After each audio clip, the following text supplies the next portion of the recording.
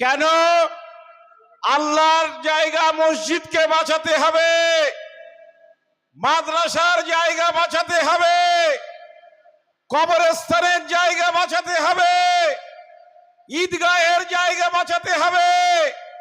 কেন নজর থেকে শকুনের নজর পড়েছে? শকুনের নাম কি? শকুনের নাম কি? শকুনের নাম নরেন্দ্র মোদী। ফলে ওই শকুনের নজর থেকে আজকে আমাদের ওয়াকফ সংশোধনী বিলকে রিজেক্ট করে আমাদের আল্লাহর সম্পত্তিকে বাঁচানোর দায়িত্ব আমাদের।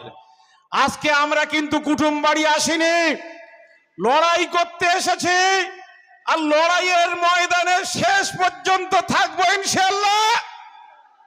শেষ পর্যন্ত থাকবো। বিভিন্ন দরবারে গিয়েছি, ইমরান সিদ্দিকী ভাইজানের কাছে অনুরোধ করেছি, উনি এসছেন। মৌলানা আব্দুল কাইম সাহেবের কাছে অনুরোধ করেছি, এসছেন। সবাই এসছেন। আপনারা তাদের সম্মান, তাদের আদব রেখে সময় কাটাচ্ছেন। আমি বক্তব্য দেব না, দুটো কথা আপনাদের সামনে বলি। এই বিল প্রতিহত করা আমাদের দায়িত্ব। আমরা যেমন এই বিলের বিরুদ্ধে, নরেন্দ্র মোদীদের ষড়যন্ত্রের বিরুদ্ধে যেমন চোখে চোখ রেখে কথা বলবো, কেননা আমরা আল্লাহ ছাড়া কাউকে ভয় করি না, ঠিক তেমন ভাবে আমাদের রাজ্যের শাসক দল যারা বিজেপি বিরোধী বলে, যারা সাম্প্রদায়িক শক্তির বিরোধী বলে, ধর্মনিরপেক্ষ শক্তি মনে করে যাদেরকে আমরা নির্বাচিত করেছি, তাদের বলবো দিল্লিতে যাবেন, পার্লামেন্টের মধ্যে বুক চিতিয়ে নরেন্দ্র মোদীদের সামনে চোখে চোখ রেখে লড়াই করবেন। পার্লামেন্টের মধ্যে নির্বাচিত করে যাওয়ার জন্য আমরা আপনাদের নির্বাচিত করেছি। বন্ধুদের অনুরোধ করব, ফেসবুকে সোশ্যাল মিডিয়ায় ভাইরাল হয়েছে, অনেক সদস্য আছেন যারা অর্ধেকটা মিটিং বয়কট করেছেন, তারা অংশ নেননি। জনগণের কাছে কিন্তু কৈফিয়ত দিতে হবে। আমরা তাই অনুরোধ করব, যারা তৃণমূলের পার্লামেন্টের মেম্বার, তাদের কাছে আপনারা ৩৭০ ধারা বিলের বিপক্ষে ভোট দেননি, সেদিন আপনারা বয়কট করেছিলেন।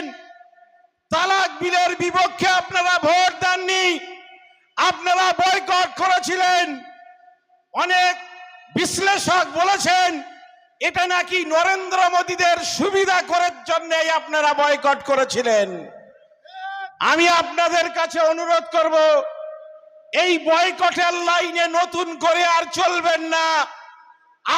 আমাদের যেন আবার আপনাদের বয়কটের ফলে আমাদের যেন আবার নতুন করে নরেন্দ্র মোদী বিরোধী শক্তি তৈরি করতে না হয়।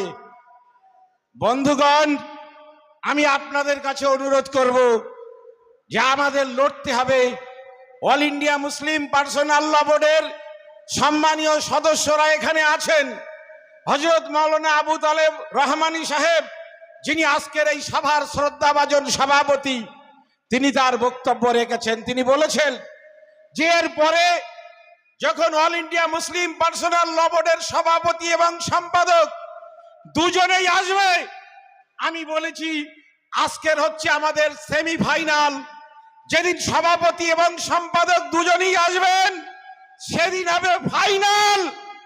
যদি আজকে শহীদ মিনারে বক্তব্য করতে দেওয়া হয়নি, পিছিয়ে কাল বিকাল বেলা আমাদের অনুমতি দিয়ে বলা হয়েছে লিখিতভাবে যে শহীদ মিনার নয়, রানী রাসমণিতে সভা করতে হবে। আমি জানি শহীদ মিনারে সভা হলে অনেক ভালো সাজিয়ে গুছিয়ে করা যেত, কিন্তু এটা অনেকেই চাইনি। কিন্তু আপনাদের মেহনত, আপনাদের কুরবানি আছে বলে ডরিনা ক্রসিং পর্যন্ত, ধর্মতলা মোড় পর্যন্ত আমাদের মানুষ সবাই দাঁড়িয়ে আজকের এই সভায় বক্তব্য শুনছেন। আমাদের আন্দোলনকে হারাতে পারেনি, অশুভ শক্তির হাজারো ষড়যন্ত্র আমাদের হারাতে পারেনি। কিন্তু জেনে রাখবেন, এর পরে যেদিন সভা হবে সেদিন কিন্তু ব্রিগেডে সভা হবে, আর সেটি হবে ফাইনাল। তৈরি আছেন? ফাইনাল খেলার জন্য তৈরি আছেন? ফাইনাল খেলা হবে ইনশাআল্লাহ। নারায়ে তাকবীর। অল ইন্ডিয়া মুসলিম পার্সোনাল ল বোর্ড জিন্দাবাদ। অল ইন্ডিয়া মুসলিম পার্সোনাল ল বোর্ড জিন্দাবাদ। এই পশ্চিমবঙ্গের সমস্ত ওয়াকফ সম্পত্তি জবরদখল মুক্ত করতে হবে। বন্ধুগণ, আমাদের আজকের সভার শ্রদ্ধাভাজন সভাপতি বলেছেন যে আমরা মাননীয় মুখ্যমন্ত্রীর সঙ্গে দেখা করতে চাই। আমি একাধিকবার যেমন ইমেলে পাঠিয়েছি, না পেরে বাই পোস্ট, স্পিড পোস্ট করেও মাননীয় মুখ্যমন্ত্রীকে চিঠি দেওয়া হয়েছে। আমরা আশা করব যে তিনি অল ইন্ডিয়া মুসলিম পার্সোনাল ল বোর্ডের যারা দায়িত্বশীল, যদি মনে করে যে কামরুজ্জামানের সাথে দেখা করব না, ও প্রতিবাদী মুখ, ওর মুখটা ভালো লাগে না। আমি যতদিন রাজ্যের বিরোধী নেত্রী ছিলাম ততদিন কামরুজ্জামানের আন্দোলন ভালো লাগতো। এখন মুখ্যমন্ত্রী চেয়ারে বসেছি, কামরুজ্জামানের প্রতিবাদী মুখ ভালো লাগে না। আমি দায়িত্ব নিয়ে বলছি, আমি নবান্নে যাব না, কিন্তু আমাদের সর্বোচ্চ সম্মানীয় সংগঠন অল ইন্ডিয়া মুসলিম পার্সোনাল ল বোর্ডের সঙ্গে মাননীয় মুখ্যমন্ত্রীকে দেখা করতেই হবে। এটা আমি তাদের কাছে অনুরোধ রাখছি, দাবি করছি। ফুরফুরা শরীফের পীর সাহেবরা আছেন আমাদের কাছে অত্যন্ত সম্মানীয় আর শ্রদ্ধার, তাদের সঙ্গেও মাননীয় মুখ্যমন্ত্রীকে সময় দিতে হবে। আমাদের অনেক সমস্যা আছে। গতকাল একটি মেয়ে সারা দিন বসিরহাট এসডিও মহকুমা শাসকের অফিসে বসে কেঁদেছে, আত্মহত্যা করার হুমকি দিয়েছে। আমি তাকে বসিয়ে বুঝিয়েছি, বলেছি মা তুমি সবর করো। কেন না, সে ডাক্তারি পড়ার জন্য ভর্তি হতে চায়, ওবিসি কোটায় মেডিকেল পড়ার সে সুযোগ পেয়েছে। শুধু একটি নন ক্রিমিলিয়ার সার্টিফিকেট দরকার। এসডিওর কাছ থেকে, বসিরহাট মহকুমা শাসকের কাছ থেকে, বারাসাত ডিএম অফিস বলে দিয়েছে, খোদ ডিএম বলে দিয়েছেন যে মেয়েটিকে সার্টিফিকেট দেওয়া হোক। তারপরেও মেয়েটিকে সার্টিফিকেট দেয়নি বসিরহাট এসডিও। তাই মেয়েটির এত মেহনত বৃথা হয়ে গিয়েছে, সে কিন্তু মেডিকেলে ডাক্তারি পড়ার সুযোগ পায়নি। আমাদের ক্ষোভ আছে, যন্ত্রণা আছে। ওবিসি থেকে আমাদের ছেলে মেয়েরা তারা বঞ্চিত হচ্ছে। মুখ্যমন্ত্রী আপনিই তো শিক্ষার কোটায় মুসলিম ছেলে মেয়েদের শিক্ষার কোটা বেঁধে দিয়েছিলেন, সংরক্ষণ দিয়েছিলেন। অনুগ্রহ করে আপনি হস্তক্ষেপ করুন। আমার বিশ্বাস, মুখ্যমন্ত্রী যদি চান যে ওবিসি এই সমস্যার সমাধান করবেন, 24 ঘন্টা সময়ের মধ্যে মুখ্যমন্ত্রী এই সমস্যার সমাধান করে দিতে পারেন।